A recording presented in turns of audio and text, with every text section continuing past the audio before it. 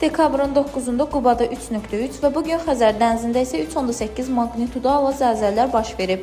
Hər iki zəlzələ ölkəmizin seysmik aktiv zonalarında qeydə alınıb və bu təbii haldır. Azərbaycan ərazisi, o cümlədən Xəzər dənizi seysmik cəhətdən aktiv bölgələr hesab olunur.